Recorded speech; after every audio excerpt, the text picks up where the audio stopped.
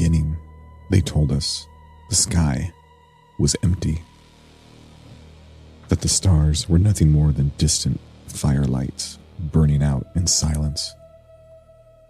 But across time, something else has been watching.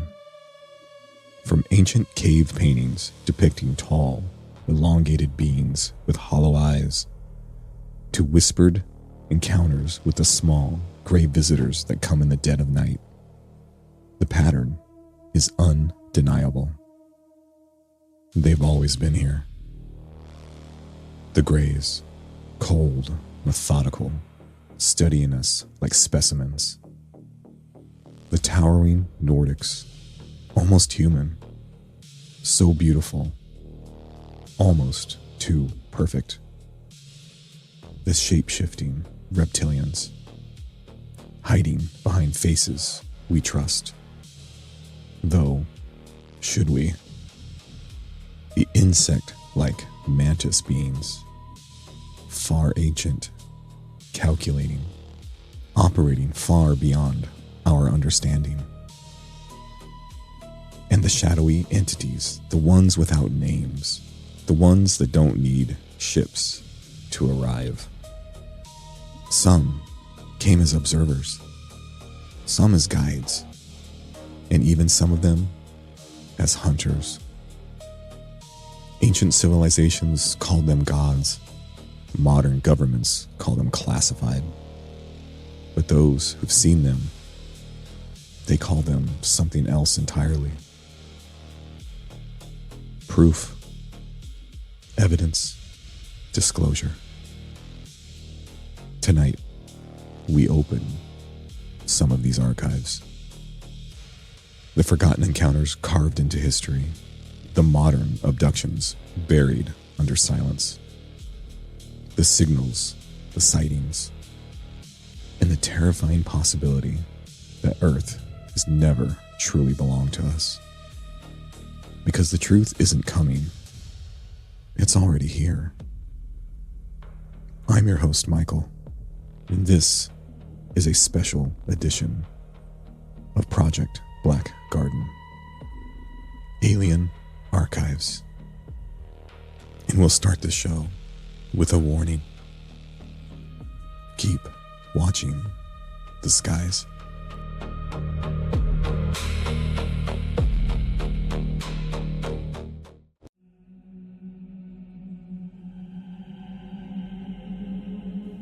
Archive 1. Author, redacted. Status, classified. I was a kindergarten teacher in the fall of 1984. For most of my life, I told no one what happened. The few people who heard the story assumed I was lying, suffering from trauma, or trying to explain away a tragedy that had no explanation. Maybe that's why I've kept silent for more than 40 years. But now I'm old, and the faces of those children still visit me in my dreams. I remember every one of them. Every name, every laugh, even every tiny backpack hanging from the hooks beside our classroom door. But what I remember most of all is the day they all disappeared. It was a Friday. The morning had begun normally enough at Maple Grove Elementary, a small school surrounded by farmland and pine woods. The children were excited because Halloween was only a few weeks away. Construction paper pumpkins covered the classroom walls, and little plastic skeletons dangled from the ceiling tiles. It was my favorite time of year. Around 10:15 a.m., we were sitting in a circle reading stories. 22 children, 22 voices, 22 lives. Then the lights flickered, once, then twice, and finally 3 times. The overhead bulbs dimmed until the room was bathed in a strange gray glow that seemed to come from nowhere. At first, I assumed there was a power problem.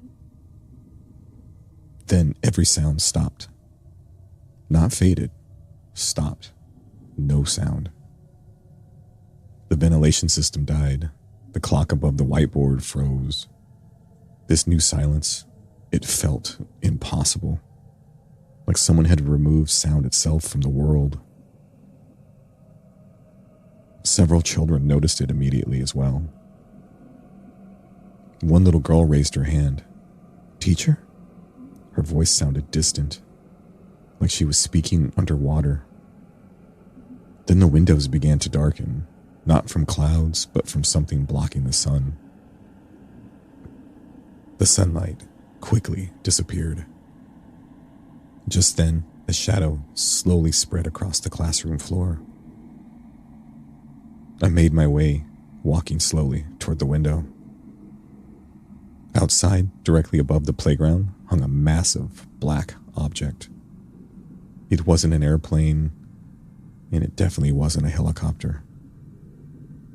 It was too big. It was shaped like a flattened disc, smooth and seamless, hovering motionless only a few hundred feet above the school. I remember feeling impossibly cold, a deep instinctive terror unlike anything I'd ever experienced. The children began naturally gathering behind me for protection. One boy pointed upward. It asked, "Who's that?" 3 figures stood beneath the object. They hadn't been there a moment earlier, yet suddenly, there they were.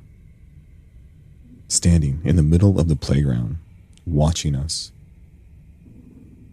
They were very small, no taller than maybe 4 feet, very thin and gray. Their heads were enormous. Their arms hung unnaturally long beside their bodies. And their eyes? My God, their eyes. They were huge black ovals that reflected no light. Absolutely no emotion on their faces. No humanity whatsoever. Several children immediately started crying, causing more to follow. One little boy hid behind my legs. He was one of my favorites from the class, Stephen.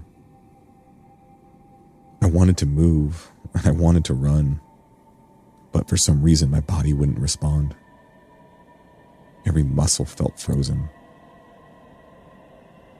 That's when the classroom door slowly opened. No one touched it. It simply swung inward. The 3 figures stood in the hallway. I never saw them cross the distance from the playground. One moment they were outside, the next they were inside. The children screamed immediately. I tried to reach them. I tried to shield them, but something held me in place. I couldn't move. That's when the pressure filled my skull. A painful vibration that felt as though invisible hands were squeezing my brain. The tallest figure stepped forward. Its eyes moved across the room, searching. One child at a time. Slowly and methodically, as if taking inventory. Then, one by one, the children began standing. Not voluntarily. Their movements were stiff and unnatural, like puppets pulled upright by invisible strings. Some were still crying, and some were screaming for their parents. Others looked dazed, almost asleep, like they were under a spell. The 3 figures never spoke, yet I could hear something inside my head. A voice. It was cold and mechanical. It sounded ancient. And it said, "Do not interfere." I watched in horror as the children formed a line. 22 small bodies with 22 terrified faces, marching toward the hallway, directly toward the waiting figures. One little girl managed to grab my hand as she passed, Her tiny fingers squeezed mine. She was crying terribly, begging me not to let them take her. I can still hear her voice. And if I try hard enough, I can still feel her hand. But most of all, I can still remember the moment she was pulled away. I fought with everything I had, but the pressure inside my head became unbearable. Blood began trickling from my nose before running more steadily. That's when my vision blurred, and the darkness swallowed the room. When I woke up, I was lying on the classroom floor. The lights were back on. The sounds had returned. The clock was ticking, and I was surrounded by police officers. One of the first things I heard were parents screaming outside. The classroom was empty.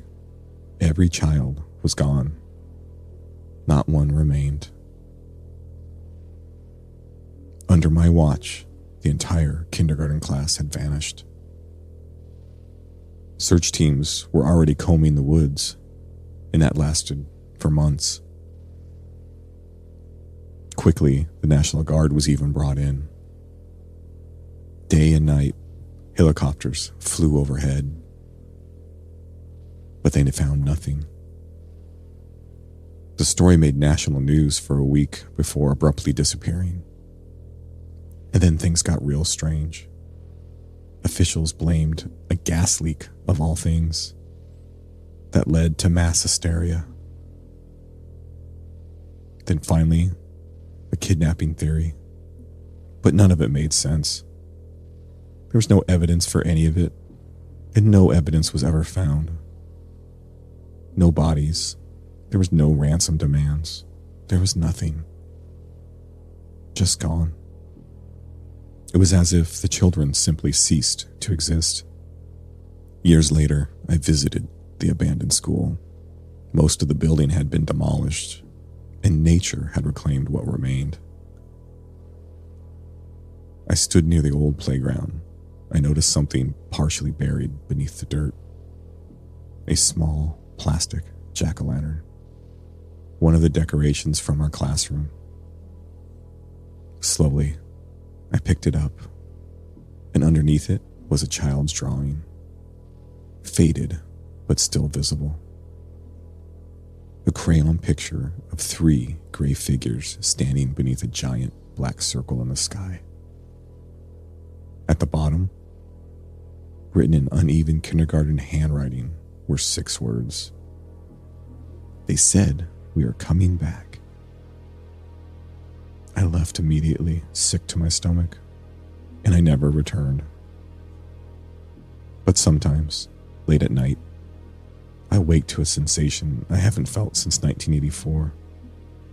The feeling of being watched, not by one presence, but by 3. Standing silently in the darkness beyond my bedroom door, there the 3 wait, counting, making sure I remember. And somewhere, if they're still alive after all these years, I wonder if those 22 children remember too. And I wonder if they will ever come back. Archive 2. Author unknown. Status classified, but ongoing. The first time I saw the light above the mountains of Iceland, I thought it was an aircraft in trouble. I was wrong. It happened in the winter of 1987 while I was traveling alone through the Northern Highland near Lake Muvatan.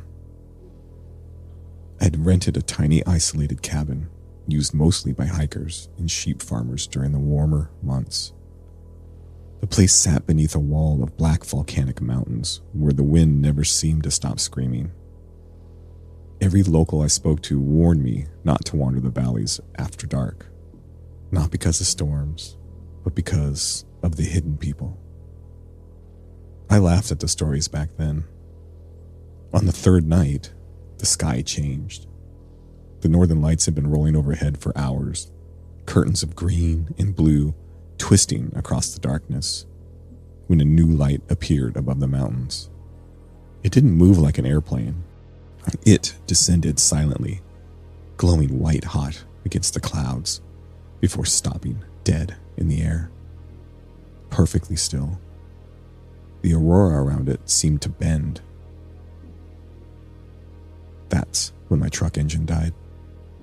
So did the cabin lights. The only sound left was the wind hammering the valley. I stepped outside into the snow up to my boots and watched the object drift downward behind the ridge overlooking the cabin. No roar, no flames, just silence so complete it made my ears hurt. That's when my curiosity overpowered the fear. I grabbed my flashlight and started hiking toward the ridge. The climb took almost 40 minutes through volcanic rock and knee-deep snow. The higher I climbed, the stranger the air felt, warm in some places, but ice cold in others. My flashlight flickered constantly, and several times I heard footsteps behind me, only to turn and find nothing there. When I finally reached the top, I saw the craft. It rested in a frozen valley below, like a massive silver teardrop from the sky. It was smooth and seamless. No windows, no markings. Pale white light pulsed beneath its surface, like something alive, breathing under skin. The snow around it had melted into black, steaming earth. In that moment, I knew I should have run, but instead, I climbed down. The closer I got, the more wrong everything felt. My thoughts slowed. The wind disappeared completely near the object, as though sound itself refused to enter the valley. Then I noticed I wasn't alone. Someone stood near the craft. At first, I thought it was a human woman. She was tall, blonde hair hanging almost to her waist. Her skin was pale and untouched by the cold despite the violent Icelandic winter surrounding us. She wore a tight, white suit that reflected the light from the object behind her. But it was her eyes that stopped me. They were bright blue, but they weren't naturally blue. It was almost as if they were glowing. She watched me approach with an expression that wasn't hostile, but it wasn't human either. It was calm and felt ancient, like she already knew every decision I would make before I made it. "You should not have come here," she warned. Her English was perfect, but something about the rhythm sounded wrong, too precise. I asked her who she was. She tilted her head slightly before answering. "We have been called many things." The air around me vibrated when she spoke, not loudly, deep inside my chest, like her voice carried frequencies I couldn't fully hear. I ignored that and asked if the craft was hers. She glanced back at it briefly, and then she smiled. And suddenly, every fear instinct in my body ignited at once. Because the smile she gave me, it looked practiced, artificial, like she had learned it by observing humans. "You saw the signal," she said. "Few are meant to." Before I could answer, the ground beneath my boots trembled. The silver craft began glowing brighter, and I noticed shadows moving beneath its surface, tall shapes pacing slowly inside the light. They were watching me. I stumbled backward, and that's when her expression changed. Not anger, but disappointment. "You are afraid," she said quietly. The mountains around us suddenly filled with a low humming sound. Snow vibrated off the rocks. My vision blurred, and I dropped to one knee as pressure exploded inside my skull. Images flooded my mind. massive black space between stars, cities burning, objects falling through Earth's atmosphere for thousands of years. And people, there were human beings standing beside figures like her throughout history. I saw kings. I saw different versions of soldiers, scientists, famous and unknown, even religious leaders. Then I saw something else. Not all of them looked like her. Some were thin gray figures moving through dark corridors beneath the earth. One of them turned to me, and I realized it was aware I was seeing it. That's when the pain became unbearable. I screamed and collapsed into the snow. When I looked up again, the blonde woman stood inches away from me. Her glowing eyes had lost all warmth now. "We tried to guide your species," she whispered, "but you worship fear." Then, the humming. It intensified. The craft lifted slightly into the air, snow spiraling violently around it. The woman stepped backwards into the light without taking a single visible step. And just like that, she vanished. The object shot upward so fast it split the clouds apart above the valley. Gone in less than a second. The silence afterward felt worse than the encounter itself. I somehow made it back to the cabin before dawn. The truck started immediately, and the lights worked again, as if nothing was ever wrong with it. But when I looked in the mirror hanging beside the cabin door, there was a thin white mark beneath my right eye. I swear it had not been there before. It's still there now. A small scar shaped almost like a crescent moon. And every few years, usually during the winter storms, I dream about that valley in Iceland. In my dream, the silver craft is waiting, and the woman is standing beside it. Mysterious, beautiful, haunting. And there she stands, smiling, that almost human smile. Archive 3. Classified on all levels. The official story said the fire started from faulty wiring beneath a shopping center in Moscow. That was a lie. I know because I was there. It happened in November of 2004 inside a mega mall, a massive concrete labyrinth built during the final years of the Soviet Union.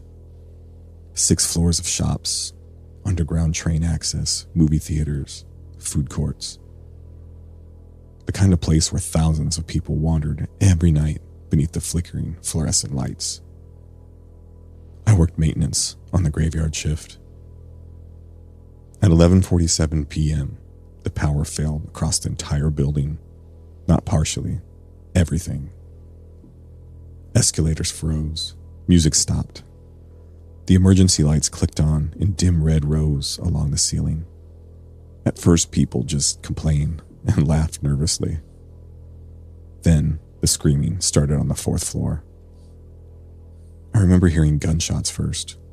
Short bursts, military style. 3 guards sprinted past me toward the electronics wing while shoppers crowded the exits. A woman grabbed my arm, crying that monsters were killing people upstairs.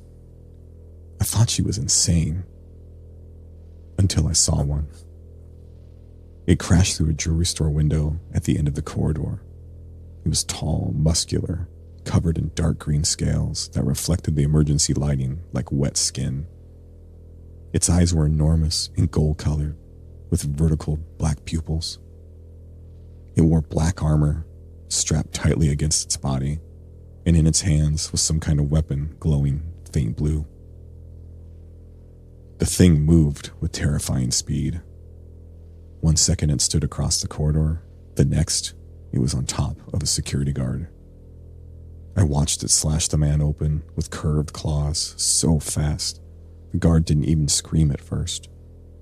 Blood sprayed across storefront glass while shoppers trampled each other trying to escape. The panic was everywhere. Then I saw what it was hunting.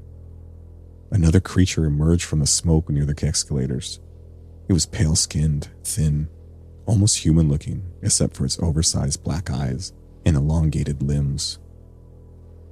It looked terrified, and I think it was injured. It wasn't attacking anyone. It was just running for its life. The reptilian creatures chased it through the mall like wolves hunting their prey. Suddenly, more arrived. 3 of them dropped from the skylight above in a shower of broken glass. One landed directly on a crowd near the food court. People scattered, screaming while the creature opened fire with a weapon that didn't sound like bullets. The blasts were silent flashes of blue light, and anyone hit by it collapsed instantly. No wounds, they were just dead. The smell was horrible, burned metal and cooked flesh. It made me feel sick. I hid beneath a collapsed kiosk while the reptilians stalked the corridors. They communicated through clicking sounds and low growls that echoed through the ventilation systems. Every few minutes, another burst of screams erupted somewhere deeper in the mall. Finally, the soldiers arrived. Not police, but secret Russian military. The units wearing black chemical suits stormed the entrances around midnight. They sealed every exit and began shooting civilians who tried to flee. That's when I understood. This wasn't the first time. The soldiers weren't there to save us. They were there to cover everything up. They were there to erase us. I watched them corner the pale alien near the central fountain on the first floor. The creature raised its hands like it was surrendering. One reptilian approached slowly, then tore its throat open without hesitation. The sound it made barely resembled anything human. The soldiers opened fire immediately afterward, not at the reptilians, at the witnesses. Men, women, teenagers, anyone who had seen anything. I managed to stay hidden beneath dead bodies for nearly 3 hours while gunfire and screams echoed through the mall. Around 4 a.m., the surviving reptilian creatures gathered near the shattered fountain beneath the skylight. A bright, impossible white light filled the building. Then they all vanished, gone, instantly. By sunrise, government trucks surrounded the area. Bodies were loaded into black containers. Soldiers forced survivors to sign documents blaming a terrorist gas explosion for the deaths. Officially, 87 people died in the quote-unquote fire. Unofficially, it was far more. I know because I still see them sometimes in my nightmares. The reptilian things, watching from the upper floors of the mall with those cold gold eyes while blood ran down the escalators. And the worst part, a week later, when state television aired footage of the damaged building, one section of the video showed a military officer speaking to another man near the entrance. But that second man wasn't human. For less than a second, the camera caught his eyes, reflecting gold. We are not alone. We are not safe. Archive 4. Codename The Visitor. Author redacted. Status ongoing. I woke suddenly, not because of a noise, but because of a feeling. You know that sensation you get when someone is staring at you. That deep, instinctive certainty that another presence is nearby. It felt like that, except magnified 100 times. My eyes opened slowly to the darkness of my bedroom. The red numbers of my alarm clock glowed softly beside the bed. 3:07 a.m. For several seconds, I simply lay there listening. The house was completely silent. No air conditioner, no creaking floorboards, no distant traffic. The kind of silence that feels unnatural. Then I noticed something standing at the foot of my bed. At first, my sleepy mind struggled to understand what I was seeing. I assumed it was a coat hanging on a chair, or a trick of the moonlight filtering through the curtains. That's when it moved.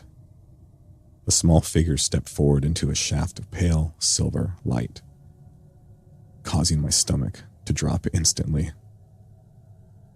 The thing was no more than 4 feet tall.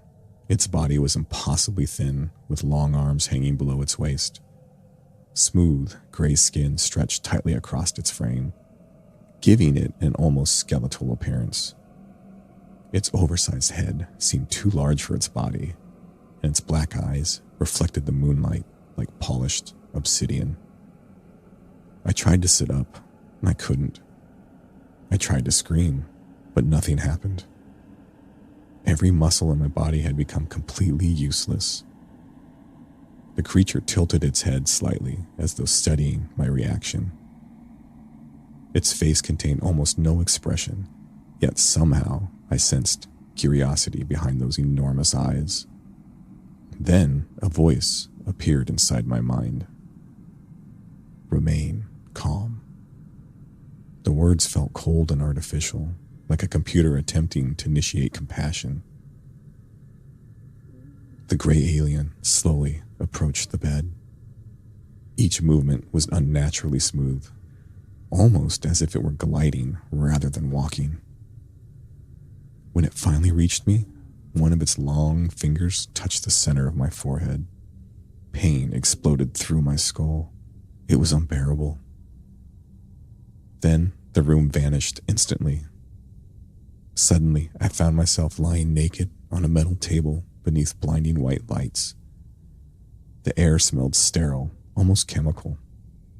Shadows moved all around me. I couldn't tell at first, but I was sure it was more grays. At least a dozen.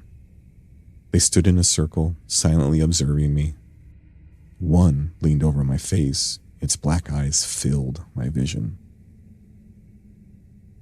Then its small mouth opened. There were no teeth. I couldn't see a tongue. And I don't even know if there was a throat. Only a dark void where a mouth should have been. The darkness inside seemed impossibly deep. Endless. I screamed, and instantly I woke up. I was back in my bed, my heart pounding so hard I thought it might burst through my chest. The clock beside me still read 3:07 a.m. That's when I let the first little bit of relief flood through me. It had been a nightmare, only a nightmare. Thank God, nothing more. Then I looked toward the window. The curtains were open. I distinctly remember closing them before going to sleep. And beneath the window, pressed into the dust of my nightstand, sat a tiny, gray handprint. Fresh and devastating.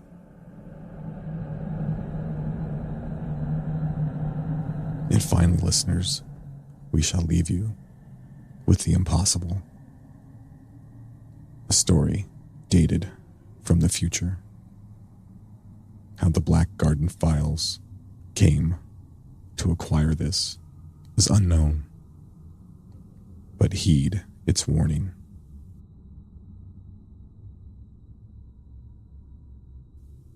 Archive 5. I was in Studio B when the world ended. October 14th, 2053. Channel 8 News in Denver. Tuesday night weather segment. I remember stupid details more clearly than anything else now. The smell of burnt coffee in the control room. Karen complaining about her microphone battery. One of the interns eating onion rings near the soundboard. You know, normal things. The kind of things you miss after civilization collapses.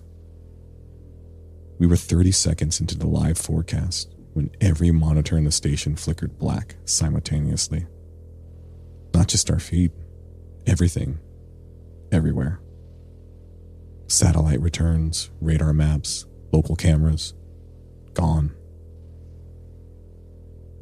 I started yelling at engineering, thinking we'd blown a transformer somewhere. Then the audio board exploded with static so loud people ripped their headsets off. Karen froze mid-sentence on camera. She was staring behind camera 2. At first, I thought somebody had wandered into the studio by accident. Then I looked at the monitor, and something was standing behind her. Extremely tall, unnaturally thin, green-black skin that looked wet beneath the studio lights.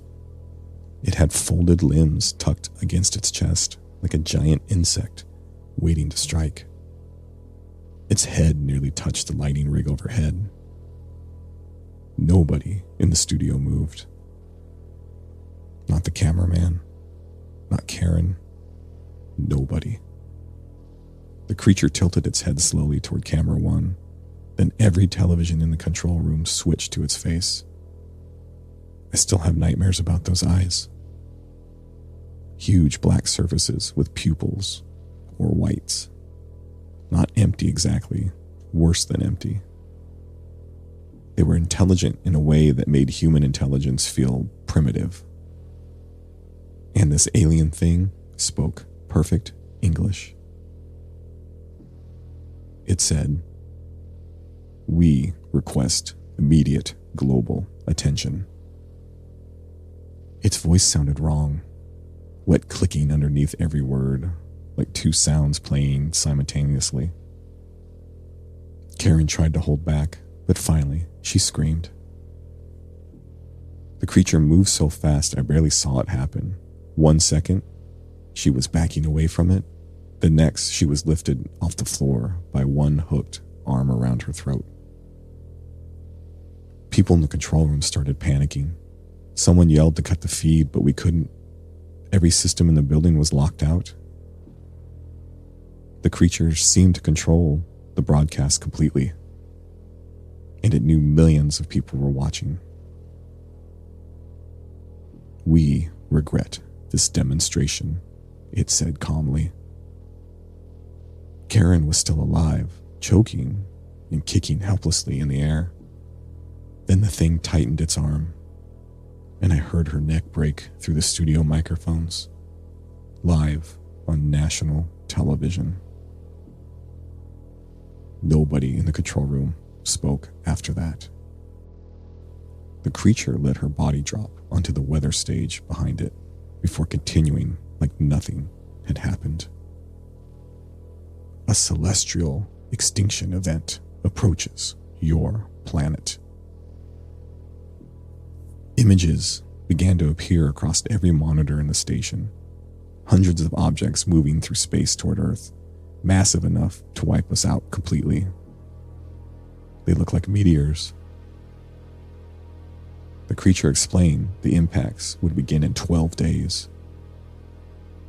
and that they were here to help us, and that they would give humanity a choice: surrender authority of Earth to the species, and they would stop the upcoming extinction.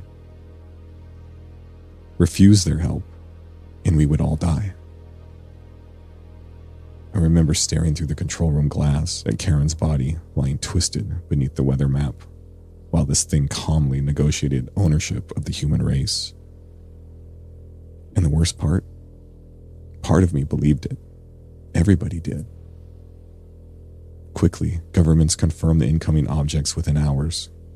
Astronomers tracked them. Panic spread instantly.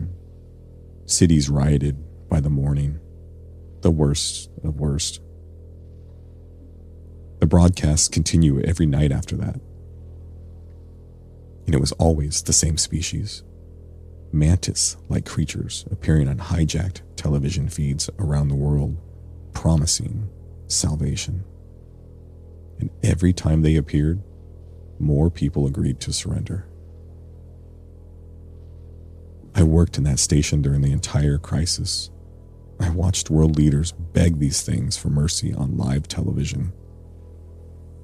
I watched the largest of religions collapse. Stood by while military officials openly cried during interviews because there was supposedly no defense against the meteors. Then came day 12. I was still inside the studio when the objects arrived, only they didn't fall. We had been told over and over again how quickly the devastation would be. But instead of falling and smashing into the earth, they slowed. The entire newsroom went silent as thousands of glowing meteors stopped in the sky above Earth's cities. Then, unbelievably, they opened. They were ships. Black insect-shaped crafts hidden inside rocky outer shells. I remember whispering to myself, "Oh God," just before the station windows shattered inward. The first Mantis soldier entered through the glass in a spray of blood and metal. It unfolded to its full height right inside the newsroom, at least 8 feet tall, with hooked forearms sharpened like blades. It killed 3 of my friends and co-workers before they could even run. Not out of anger, but out of efficiency. That's what was the most terrifying. There was no rage in them, no hatred. Humans were simply obstacles being processed. I managed to escape through a maintenance stairwell while the station filled with screaming behind me. Outside, the city looked like hell. Giant ships hovered over downtown, releasing swarms of smaller creatures into the streets. And above everything, that clicking sound. Millions of them communicating across the city at once. The surrender had all been part of the invasion. They never came to save us. They came to make sure we dismantled our defenses before they arrived. That was 7 months ago. I'm recording this now from an abandoned utility tunnel beneath Denver. Most survivors don't use lights anymore because the Mantis patrols could see heat through walls. Every few nights we hear people dragged screaming into the harvesting towers downtown. Sometimes the creatures still hijack old television signals. They broadcast their message constantly. Promises of order, promises of survival. But now we know what they really mean. Last night, I found an old portable TV that managed to still work. The screen flickered to life around 2 a.m. One of the Mantis leaders appeared staring directly into the camera, and standing behind it was Karen, or something wearing Karen's body. Her eyes were completely black. Her mouth moved wrong, twitching unnaturally while she smiled at the camera. Then both of them looked directly forward, together, and they said, "Thank you for welcoming us to your world." This is what disclosure looks like. The end of the world.